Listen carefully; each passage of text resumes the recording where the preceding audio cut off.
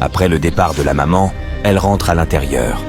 Le mari l'attendait au milieu du salon et lui demande où elle venait. Elle répond que jusqu'à preuve du contraire, elle est sa petite amie et non son esclave. J'ai toujours le droit d'entrer et de sortir, n'est-ce pas? Je sais que d'où tu viens par rapport avec ma mère. Waouh, Dieu merci. Au moins tu la reconnais comme ta mère. Tu as fait ce que tu voulais faire et c'est bien. Maintenant, laisse-moi faire ce que je pense être juste. Et s'il te plaît, ne me surveille pas. Ne fais pas ça. Merci.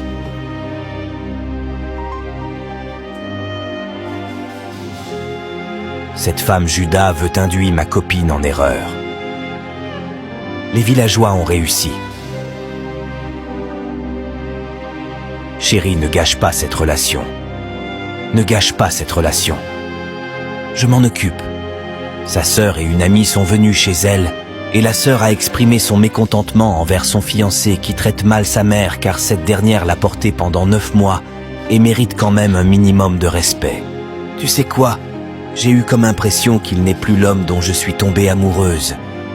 Il va jusqu'à lever la main sur moi hier juste à cause de sa mère. La copine dit qu'elle devrait rester hors de tout ça comme il ne l'a pas encore mariée. Quel est le sens de rester en dehors de tout ça? Si c'était ta mère, serais-tu en train de dire la même chose? Mais elle n'est pas ma mère. Elle n'est pas la mère de Mouna. Elle est sa mère. Et il veut que tu restes en dehors de ça. Pourquoi ne restes-tu pas en dehors de ça? Permets-le de régler son problème avec elle. Si c'est qu'il veut lui faire quelque chose, il n'a qu'à le faire. Honnêtement.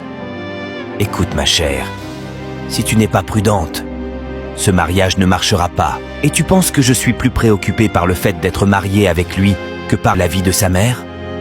Nous parlons ici d'une vie humaine, et tu me parles de mariage. S'il ne m'épouse pas, quelqu'un d'autre le fera. Je n'échangerai pas mon mariage contre la vie de sa mère. Ouvre ta bouche, j'ai envie de fourrer quelque chose à l'intérieur parce que rien de sensé ne pourra jamais en sortir. Que Dieu te punisse, Rita. Qui penses-tu être pour me dire quelque chose du genre? Regarde cette petite fille. Parce que toi et ton mari, je ne sais pas comment vous vous êtes rencontrés, mais vous ne pouvez jamais donner de bons conseils à quelqu'un. Imagine tu vas au bureau et ton patron te dit quoi faire et comment faire.